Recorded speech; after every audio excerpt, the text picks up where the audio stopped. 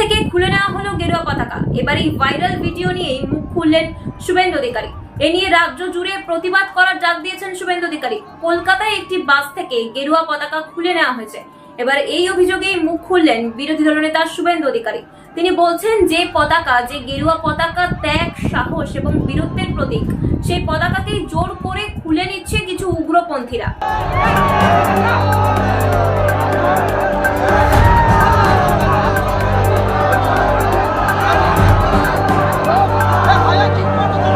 এই ঘটনায় ইতিমধ্যে তিলতলা থানায় অভিযোগ দায়ের করেছে একটি হিন্দু সংগঠন। শ্রীরাম স্বাভিমান পরিষদ ট্রাস্টের তরফে তালতলা থানায় অভিযোগ দায়ের করা হয়েছে।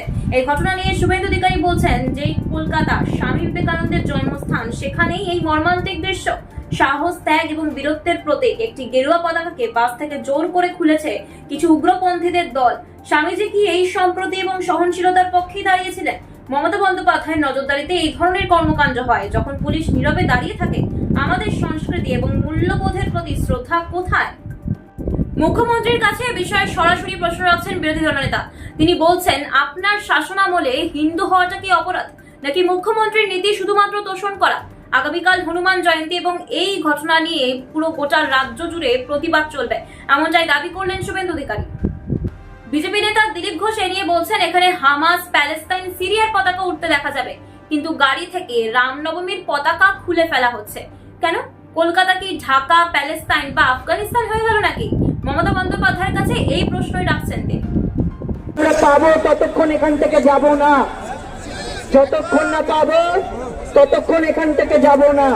আজ বিকাশ ভবনে চাকরিহারাদের সঙ্গে বৈঠক ছিল ব্রাত্য বসুর এবং সেই বৈঠকে উপস্থিত ছিলেন এসএসসির চেয়ারম্যান এবং চাকরিহারাদের 13 জন প্রতিনিধি। সেই বৈঠক দীর্ঘ 2.5 ঘন্টা পর শেষ হলো এবং সেই বৈঠক থেকে আমরা কি জানতে পারলাম তা বিস্তারিতভাবে জানাবো আপনাদের। সেই বৈঠকে জানানো হলো, যোগ্য অযোগ্যদের তালিকা ইতিমধ্যেই তৈরি করতে শুরু করেছে কমিশন এবং আইনি পরামর্শ নিয়ে আগামী 21 তারিখ অর্থাৎ আগামী 21শে এপ্রিলের মধ্যেই সেটি প্রকাশ করার সম্ভাবনা রয়েছে, এমনটাই আশ্বাস দেওয়া হয়েছে সেই বৈঠকে চাকরিহারাদের।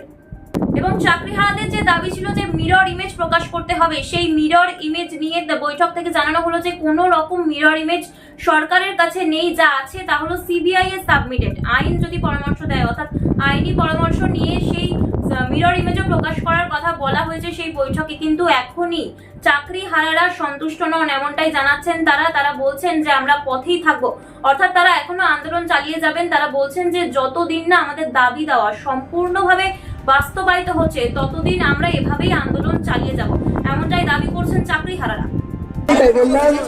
নতুন পরীক্ষা দেওয়ার ব্যাপারে আমরা কোনো কথাই বলতে চাই না, কারণ আমরা পরীক্ষা দিতে চাই না, সেটা আমরা বলে এসেছি। স্কুলে যাওয়ার কথা এটা তো আমরা বলেই রেখেছি, আমরা যতদিন না সুরা পাচ্ছি আমরা স্কুলে যাচ্ছি না, আমরা স্কুলে যাচ্ছি না। আমরা এই দাবি নিয়ে এসেছিলাম, তো আমরা অবস্থান তো করবো। স্যার ম্যাডামেরা নিশ্চয়ই ভাববেন, চিন্তা করবেন, তারা কারোর অসুবিধা থাকলে আমাদেরকে বলবেন, রাতে থাকতে। হনুমান জয়ন্তীতে মিছিলের অনুমতি দিল কলকাতা হাইকোর্ট। এই সংক্রান্ত 3টি মামলা দায়ের করেছিলেন উদ্যোক্তারা। বৃহস্পতিবার শর্ত সাপেক্ষে মিছিলের অনুমতি দিল বিচারপতি তীর্থঙ্কর ঘোষ। হনুমান জয়ন্তীর মিছিলে কি করা যাবে না সেই নিয়ে নির্দেশ দিয়েছে হাইকোর্ট এবং তা আপনাদের বিস্তারিতভাবে জানাবো। বৃহস্পতিবার শর্ত সাপেক্ষে মিছিল করার অনুমতি দেন বিচারপতি তীর্থঙ্কর ঘোষ। বৃহস্পতিবার বিচারপতি তীর্থঙ্কর ঘোষের এজলাসে 3টি মামলার শুনানি হয়। প্রথম মামলায় 12ই এপ্রিল হনুমান জয়ন্তীর মিছিলের অনুমতি দেন বিচারপতি। আদালতের নির্দেশ অনুযায়ী মিছিলের রুট হবে কলেজ স্ট্রিট হনুমান মন্দির থেকে হরিঘোষ হনুমান মন্দির পর্যন্ত।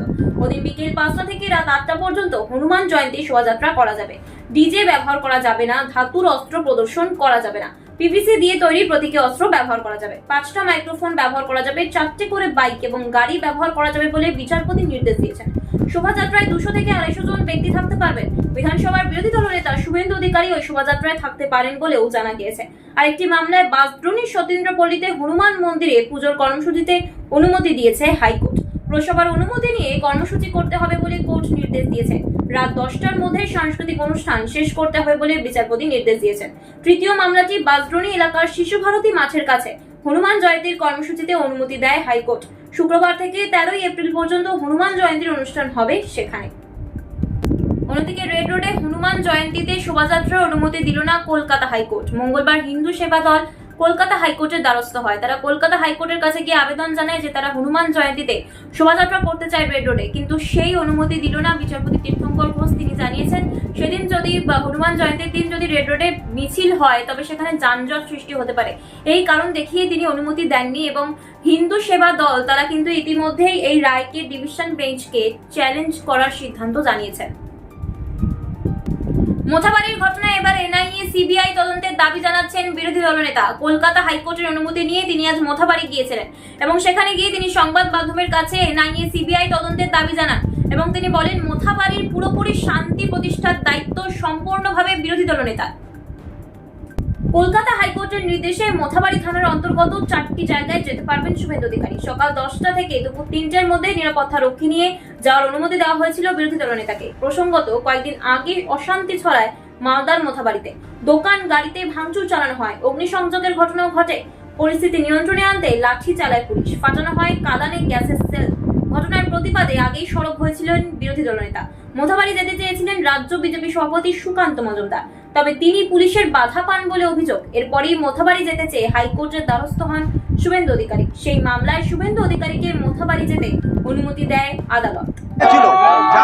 তাদেরকে গ্রেপ্তার করা হয়, যাকে দেখা গেছিল গ্রেপ্তার হয়নি। আমাদের এখানকার 6 জন এফআইআর করে পুলিশ ইনঅ্যাকশনের জন্য উচ্চ আদালতে গেছে। আমরা আইনি লড়াই করব, আর যাদের যা ক্ষতি হয়েছে আমরা অ্যাসেস করেছি, এখানে প্রায় 20 লক্ষ টাকা মতো ক্ষতি হয়েছে। আমরা প্রায় 8-10 লক্ষ টাকা আজকে ক্ষতিপূরণ দিয়েছি প্রত্যেককে 50% করে, বাকিটাও আমরা দেব। ওদেরকে নাকি চিহ্নিত করা গেছে সামিনা ইয়াসমিনের কি করবে? ওনার কথা বলবেন না, ওনার কথা বলবেন না। এখানে উনি 48,000 ভোটে হেরেছেন লোকসভা ভোটে।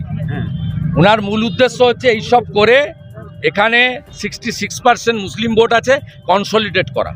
মানে এটা ওনার কথা বলবেন না। এটা পরিকল্পনা করে পরিকল্পনা তো আছেই। এখানে তো ঈশা খান চৌধুরী 48,000 লিড পেয়েছে। যন্ত্রণাটা বুঝি আমরা।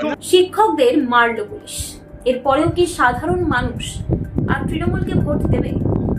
এমনটাই প্রশ্ন করছেন মিঠুন চক্রবর্তী। এই রাজ্যের শিক্ষকদের ওপর লাঠিচার্জ করা হলো, অমানবিকভাবে লাঠিচার্জ করলো পুলিশ। তবে এই ঘটনা নতুন কিছু নয়।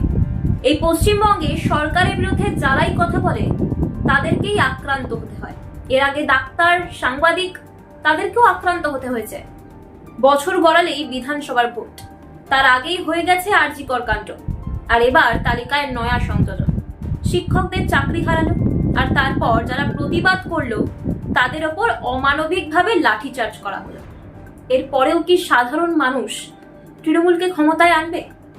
এই প্রশ্নই রাখছেন তিনি বললেন এই রাজ্যের শিক্ষকদের ওপর লাঠিচার্জ করা হলো। এই ঘটনা নতুন কিছু নয়, কারণ এই পশ্চিমবঙ্গে যখনই কেউ এই সরকারের বিরুদ্ধে কথা বলে তাকেই আক্রান্ত হতে হয়। যেমন এর আগে ডাক্তার, সাংবাদিক তাদেরকেও মার খেতে হয়েছে, এমনকি ছাত্ররাও মার খেয়েছে। তারপরেও এই বাংলার মানুষ তৃণমূলকেই ভোট দিয়ে ক্ষমতায় এনেছে। এবার তো তালিকায় নয়া সংযোজন, শিক্ষকদের মার খেতে হলো। তাহলে এবার কি করবে মানুষ? এবারও কি সাধারণ মানুষ তৃণমূলকেই ভোট দিয়ে আবার ক্ষমতায় নিয়ে আসবে? ঠিক এই প্রশ্নই করছেন মিঠুন চক্রবর্তী। তিনি বলছেন এই শাসক দলকেই বাংলা আবার বেছে নেয় কিনা সেটাই এখন দেখার।